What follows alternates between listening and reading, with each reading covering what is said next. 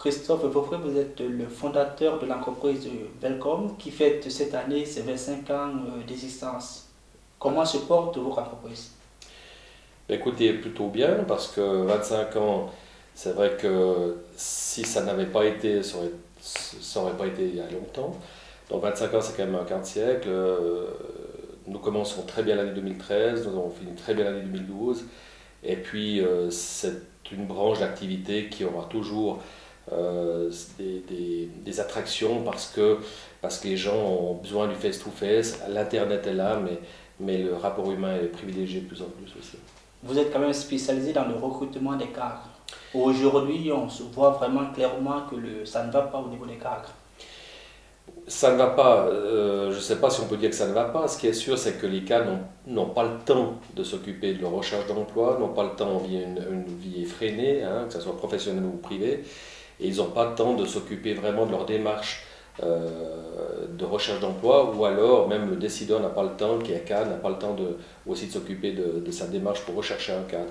Alors on existe pour cela, avec des moyens qui sont des outils qui sont essentiellement des outils humains, essentiellement le savoir-faire, avec le savoir-être qui est de plus en plus important, puisque 25 ans, le savoir-être est là. Mais c'est vrai que les cadres, actuellement, sont une partie importante dans notre recrutement. Nous faisons Welcome depuis 25 ans le tertiaire, essentiellement, de l'employé au cadre. Donc je fais aussi le basic management et le middle management. Et nous faisons le top management avec les positions de cadre dans le tertiaire. Mais comment se présente le marché du recrutement des cadres aujourd'hui? Alors, les cadres doivent s'habituer de plus en plus, malheureusement pour eux, à descendre un peu leur salaire. C'est pour ça qu'il y aura des tournus qui vont le faire de plus en plus. On a vu que le secteur bancaire, depuis 2-3 ans, souffre.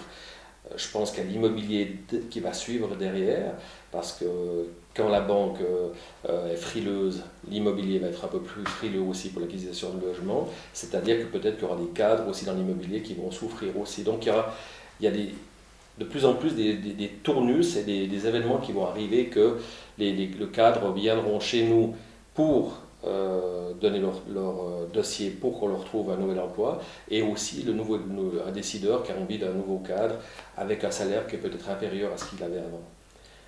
Donc la recherche est vraiment... Et c'est un travail qui est conséquent, c'est pour ça qu'on existe. En d'autres termes, alors, ça veut dire que le marché devient de plus en plus fermé et la recherche de nouvelles opportunités également, ça va se restreindre. Va se restreindre, c'est pour ça que...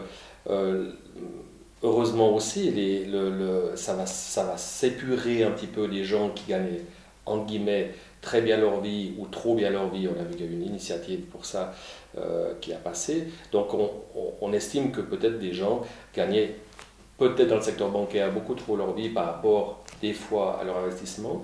Ce n'est pas une généralité, de loin pas, il y en a qui ne gagnent pas assez leur vie, hein, toujours dans le secteur bancaire, mais globalement c'est un peu cela.